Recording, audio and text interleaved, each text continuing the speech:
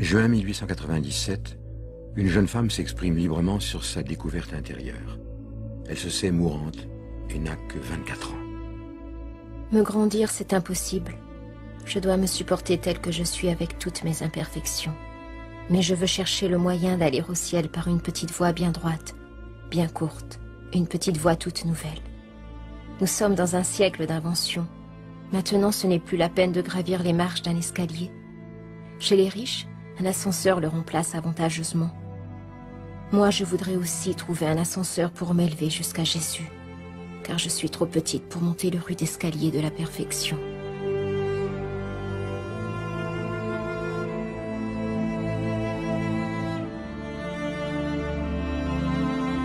Thérèse Martin naît le 2 janvier 1873 à Alençon, en Normandie, de deux parents qui avaient désiré l'un comme l'autre entrer en religion. Louis est un horloger au tempérament plutôt rêveur. Zélie, une dentelière qui a su profiter de la mode de la dentelle d'Alençon pour se construire un réseau de dentelières dans la campagne alentour et établir ainsi la sécurité financière familiale.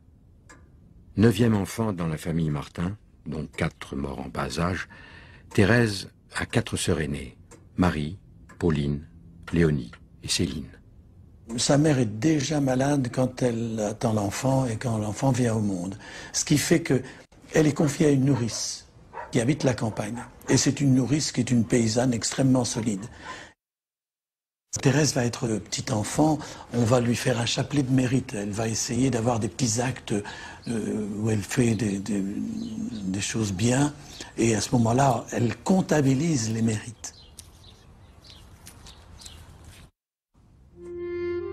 À la mort de sa mère en 1877, Thérèse n'a que 4 ans. Louis Martin, devenu rentier, vient alors s'installer à Lisieux, dans la maison des Buissonnets, tout près de sa belle famille. Dorlotée par son père, elle se sent pourtant abandonnée, comme culpabilisée par la mort de sa mère. À l'école, chez les bénédictines, elle vit le même exil. Seule la statue souriante de la Vierge lui apporte un temps la consolation espérée. Commence alors pour elle ce qu'elle appellera plus tard la maladie des scrupules. Cette angoisse se trouve réactivée 5 ans plus tard quand sa sœur Pauline, qu'elle a choisie comme seconde mère, rentre au Carmel de Lisieux. Quand Pauline part au Carmel, elle se sent une deuxième fois abandonnée. Donc, de nouveau, c'est un crève-cœur, mais surtout de la dépression. La première communion, qu'est-ce que c'est? C'est pour le mysticisme d'une petite fille, c'est presque les noces avec Dieu.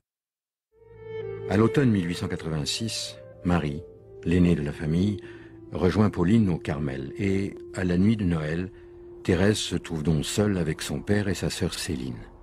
Elle rentre de la messe de minuit et bon, pendant qu'elle va retirer son manteau, elle entend par inadvertance le père qui se plaint un petit peu qu'on doive encore faire toute la cérémonie des cadeaux, c'est-à-dire tous ces trucs infantiles où on donne les cadeaux, on fait tous les trucs pour des enfants. Et elle entend que son père dit, qu'il espère que c'est la dernière fois. Elle a envie de pleurer à chaudes larmes à ce moment-là, de s'effondrer. Et elle ne s'effondre pas. Je crois qu'il y a un acte là, quand on dit la résilience, aujourd'hui on en parle, on n'en parlait absolument pas bien sûr à cette époque, la résilience c'est quand quelqu'un fait un rebond. Mais il y a eu un rebond terrible de cet enfant de 13 ans et demi, elle allait avoir 14 ans le 2 janvier, donc elle était tout proche de ses 14 ans, mais elle se réveille. Pourquoi, comment? Bon, ça c'est le secret des cœurs, des esprits qui d'un seul coup se réveillent. On ne sait pas pourquoi ils se prennent en main, mais elle s'est prise en main. Cette sortie soudaine de l'infantilisme marque le démarrage à pas de géant vers une vie adulte, à la fois ancrée dans la réalité et dans l'amour de Dieu. Et le jour de la Pentecôte, elle obtient l'accord de son père d'entrer au Carmel de Lisieux pour Noël prochain. C'est une jeune femme adulte, amoureuse du Christ. Quand on aime quelqu'un, on veut lui ressembler, on veut l'imiter, et donc elle veut être sauveur avec Jésus. Et elle met un petit peu Dieu au défi là-dessus, à partir d'un événement qui se passe. Il y a un grand meurtrier qui a tué une mère et sa fille, qui s'appelle Pranzini, qui est condamné à mort. Et Thérèse va lire les récits dans La Croix, qui est le seul journal qui est chez elle, voyant qu'il ne se confessait pas, qu'il restait dans la mécréance totale. Elle prie, elle fait des sacrifices pour obtenir l'âme de Pranzini, littéralement. Et ce qui se passe, en fait, c'est qu'au moment de son exécution, Pranzini a un geste vers le crucifix que lui tend le prêtre qui l'accompagnait, et il embrasse le crucifix. Pour Thérèse, ce geste de dernière minute est le signe d'une vocation qui va se déployer à livrer d'une certaine manière sa vie dans la prière, dans l'amour, hein, pour ceux qui sont le plus lointains, ceux qui sont le plus étrangers à sa propre histoire, ceux qui, comme elle le dit, sont loin du bon Dieu. Ainsi renforcée dans sa vocation religieuse, Thérèse demande l'autorisation au chanoine de la Troette, supérieur canonique du Carmel de Lisieux, d'entrer au couvent avant d'avoir 15 ans. Devant son refus, elle se rend à Bayeux pour rencontrer Monseigneur Hugonin, qui ne lui apporte pas la réponse espérée. La voilà donc partie en pèlerinage à Rome avec son père et Céline pour demander cette autorisation au pape Léon XIII. Mais ce voyage est aussi pour elle l'occasion de découvrir un autre monde. Elle va être en relation avec des aristocrates, avec des grands bourgeois, avec de toutes sortes de gens. Et dans ce voyage, elle va faire la découverte des prêtres.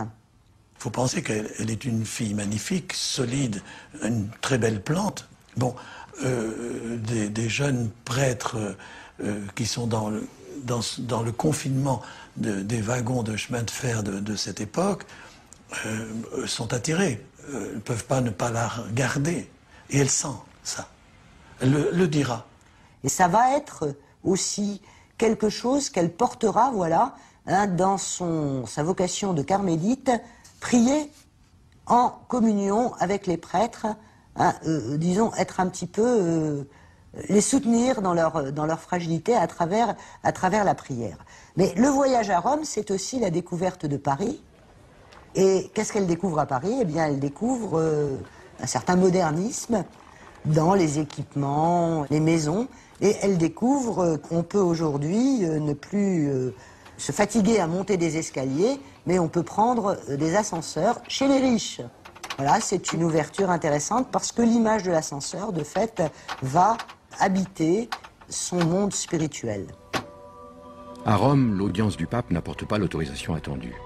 Mais sa demande fait sensation dans les journaux et dans tout Lisieux. Le 28 décembre, Monseigneur Hugonin écrit à la prieure du Carmel pour s'en remettre à elle. Et le 1er janvier, Mère Marie de Gonzague accorde à Thérèse son autorisation de rentrer au Carmel juste après la période du carême. Le 9 avril 1888, Thérèse entre donc au Carmel, rejoignant ses deux sœurs aînées, Pauline, devenue sœur Agnès de Jésus, et Marie, sœur Marie du Sacré-Cœur. Dans un monastère, c'est la vie tout court que l'on rencontre. Il ne s'agit pas de s'isoler du monde pour ne plus voir personne, mais au contraire, pour vivre en communauté avec toutes ces contraintes. Thérèse a, par exemple, cette démarche de dire je vais peut-être chercher à aimer davantage les sœurs que j'aime le moins de prime abord, ou qui ne me sont pas forcément sympathiques, ou des sœurs qui visiblement me regardent un peu de travers. Eh bien, au contraire, c'est avec elles que je vais faire beaucoup d'efforts, chercher à les aimer, non pas par jeu ou par feinte, mais pour participer de plein pied à cette vie communautaire et dont on attend d'elle qu'elle participe. Les 25 religieuses de sa communauté ont tout l'âge d'être sa mère. Pourtant, Mère Marie de Gonzague, la prieure du couvent, l'éprouve durement par sa sévérité.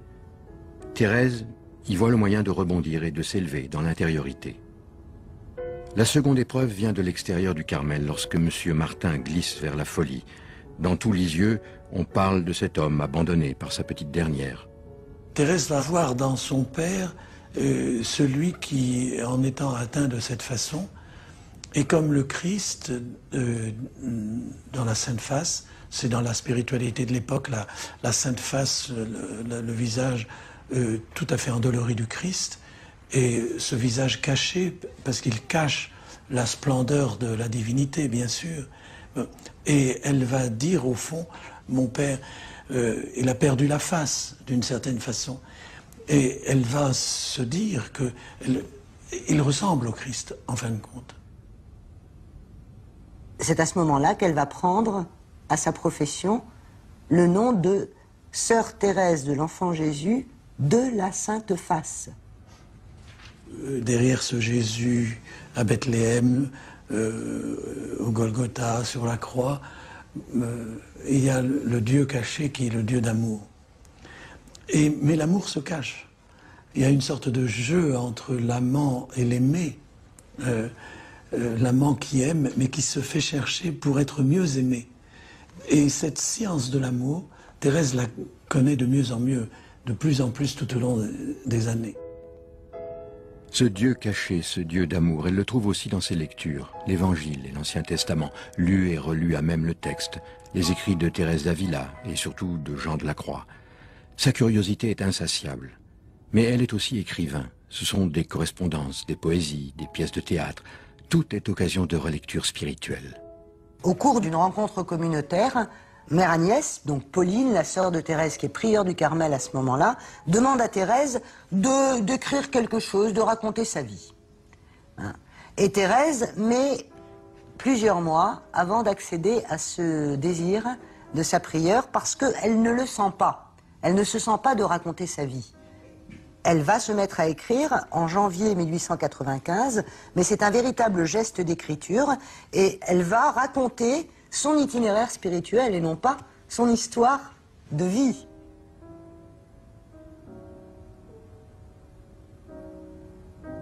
Thérèse raconte comment elle est passée, disons, d'une image d'un Dieu de jugement à la découverte du Dieu d'amour à travers les événements de son histoire.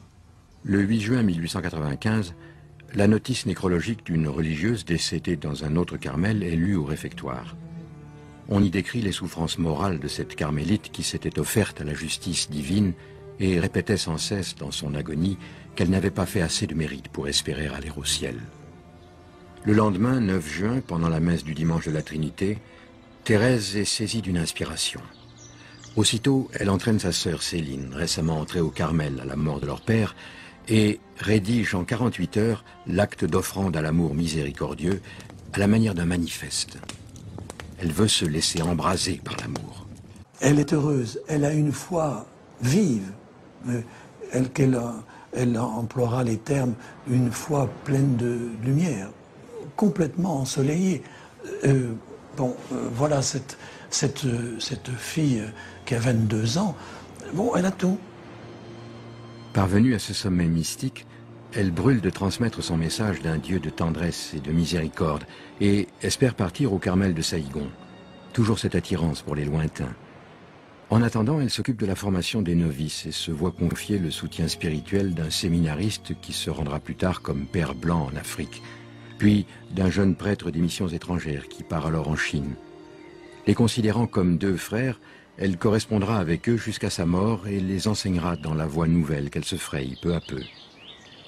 La tuberculose qui couvait depuis le printemps 1894 se déclare alors dans la nuit du jeudi au vendredi saint 1896. Elle vomit le sang et elle qui avait un immense désir de rejoindre Dieu au fond, de rejoindre l'amour de Dieu, va se dire je vais mourir et donc ça va être extraordinaire, je vais enfin être unie à l'amour. Et puis le jour de Pâques, elle est d'un seul coup, comme elle dira, plongée dans les ténèbres. Elle se confronte à la nuit du néant, elle se dit après la mort il n'y a plus rien, et elle va vivre ça jusqu'au cœur même de sa mort, c'est-à-dire 18 mois. Elle va pour la première fois comprendre qu'il y a des gens qui ne croient pas en Dieu, qui sont athées ou indifférents. Et donc elle est dans une double épreuve, l'épreuve de la maladie et de la mort qui vient, et l'épreuve de la privation du sentiment de la foi, du sentiment de la présence de Dieu. Elle dit à ce moment-là quelque chose de très fort. Pendant tout ce temps, je continue à écrire des textes, des poésies, etc. Mais je chante ce que je veux croire, et non pas ce que je sens. Alors c'est pas du volontarisme ce que je veux croire, c'est le désir de croire, c'est le désir du plus profond de son être qui s'exprime là, comme le désir d'amour. Quelquefois je prends la comparaison, deux êtres qui s'aiment beaucoup, ils sont très amoureux, et puis après 20 ans, 25 ans, d'un seul coup l'un des deux ne sent plus qu'il aime l'autre. Alors c'est une sorte de désespoir, et il continue de poser des actes d'amour, parce qu'au fond de lui-même, il sait bien qu'il continue d'aimer et qu'il veut continuer d'aimer. Et alors ce qui est tout à fait étonnant, c'est qu'elle va en quelque sorte s'appuyer sur cette expérience du doute pour se mettre elle-même dans la condition des incroyants, ou en tout cas de ceux qui doutent. Et elle s'aperçoit que ce doute finalement ne l'éloigne pas de Dieu, du regard de Dieu, et que Dieu continue à la regarder. L'ensemble des religieuses, disons 25 religieuses qui sont là, ne peuvent pas comprendre. Bon. Heureusement, il y aura Mère Marie de Gonzague, mais elle est la seule confidente de ce qui se passe. 1 an après cette épreuve, elle va lui dire « il faudrait que vous écriviez où en est l'état de votre âme ». Et Thérèse est à 3 mois de sa mort à ce moment-là. Thérèse va écrire ce qu'elle vit intérieurement, et c'est bien sûr le plus grand manuscrit de Thérèse, qui est écrit en juin-juillet 1897, et qui est une merveille de vie spirituelle, d'intensité spirituelle et de joie spirituelle. Thérèse, qui a déjà fait l'expérience de sa propre fragilité et de ses faiblesses, et du fait qu'elle ne pourrait pas, disons, grandir dans la sainteté et dans la perfection à travers ses propres forces, est maintenant acculée à rien. Comment va-t-elle gravir sans appui cet escalier de la perfection? Elle ne peut plus. Elle va retrouver l'image de ce fameux ascenseur qui l'a frappée quand elle a fait son voyage à Rome et qu'elle a découvert cela à Paris. Et c'est par cela qu'elle ouvre le manuscrit C. Toujours dans ce passage sur l'ascenseur, elle poursuit. Alors j'ai recherché dans les livres saints, c'est-à-dire dans la Bible, qu'elle aspire à lire et qu'elle demande à lire, ce qui n'est pas très courant à l'époque.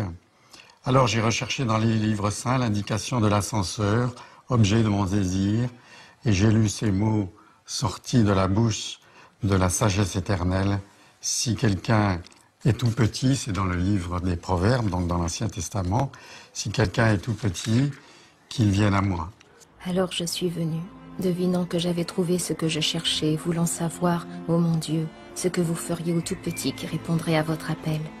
J'ai continué mes recherches, et voici ce que j'ai trouvé. Comme une mère caresse son enfant, ainsi je vous consolerai. Je vous porterai sur mon sein, et je vous balancerai sur mes genoux. Ah, jamais paroles plus tendres, plus mélodieuses ne sont venues réjouir mon âme. L'ascenseur qui doit m'élever jusqu'au ciel, ce sont vos bras, ô Jésus. Tout son dynamisme et toute sa volonté et toute sa force, elle va les mettre dans l'abandon dans les bras de Jésus. On retrouve l'image qu'elle avait trouvée avec génie dans son enfance, quand elle disait « Mais si je suis dans tes bras, le bon Dieu ne pourra pas me rejeter. » Alors, ce n'est plus les bras de sa mère, ce sont les bras de Jésus. Dieu va droit au but. On peut aller à lui droit au but. L'histoire de l'ascenseur, qui est une invention de cette époque, elle veut aller directement à Dieu. Une voie rapide, une voie nouvelle. C'est ça sa voie, petite, Il y a toujours un humour chez elle, une petite voix, mais au fond c'est la vraie voix. C'est la voix de la sainteté que tous les êtres humains les plus mal fichus peuvent emprunter. C'est pas réservé à une élite, la vie mystique. C'est la voie qui est réservée à tous. Et on peut tous emprunter cette voie-là, ce chemin-là, cette route-là, et elle est extraordinaire. Et elle est toute simple, toute droite, toute directe. Une petite chose intéressante, moi je suis littéraire, donc je dis ça, chacun des manuscrits se termine sur le mot amour. Et je pense pas qu'elle l'ait fait exprès. Je pense pas. Je pense que c'est venu comme ça. Alors, les dernières paroles de Thérèse, à l'infirmerie du Carmel, et elle ne pouvait même plus tenir un stylo, donc elle a écrit au crayon. On voit très bien dans le facsimilé le changement d'écriture. Hein. Oui, je le sens. Quand même, j'aurai sur la conscience tous les péchés qui se peuvent commettre. J'irai le cœur brisé de repentir, me jeter dans les bras de Jésus, car je sais combien il chérit l'enfant prodigue qui revient à lui. Ce n'est pas parce que le bon Dieu, dans sa prévenante miséricorde, a préservé mon âme du péché mortel, que je m'élève à lui par la confiance et l'amour. Juillet 1897.